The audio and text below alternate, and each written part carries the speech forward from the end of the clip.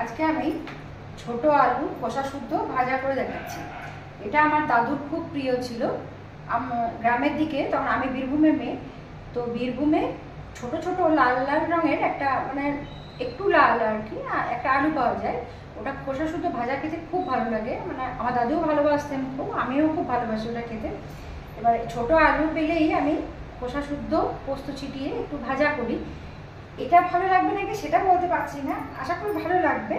সবার ভালো লাগবে নাকি জানি না, তাও এটা দেখে যদি বাড়িতে কেউ বানিয়ে যদি ভালো লাগে তো আমাকে জানাবেন কমেন্টে। এটা করতে আমার লাগছে সর্ষের তেল, লাগছে সর্ষের তেল, লবণ, হলুদ, আর লাস্টে একটু পোস্ত দিতে হবে ছিটিয়ে, আর শুকনো লঙ্কা একটা দিতেই হবে, সুন্দর একটা স্মেল আসবে। তার আগে আমি গ্যাসটা জ্বালিয়ে নিয়েছি। এবার আমি তেলটা গরম হলো, তেলটা গরম হওয়ার পর আমি এই আলুগুলো দিয়ে দিলাম।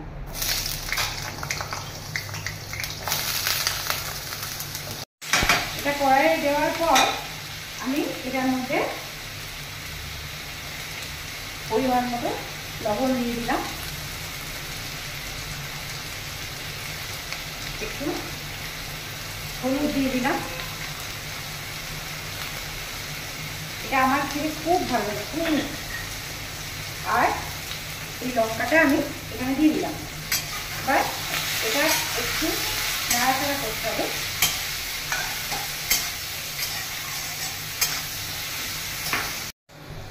এটা আমার লাল লাল করে ভাজা হয়ে গেছে, লঙ্কাটাও সুন্দর ভাজা হয়ে গেছে। এরপর আমি এটার মধ্যে এই পোস্তটা দিয়ে দেব। পোস্তটা দেওয়ার পর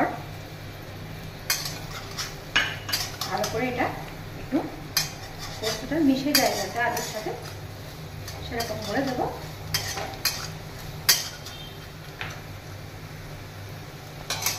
দেখতে হবে আলু ভাজাটা পাতলা ডালের সাথে এই আলু ভাজাটা দিয়ে ভাত খেতে খুব সুন্দর লাগে, খুব সুন্দর। যদি ভালো লাগে এটা করে দেখবেন, যদি ভালো লাগে তাহলে লাইক, শেয়ার, কমেন্ট কিন্তু মাস্ট। Thank you.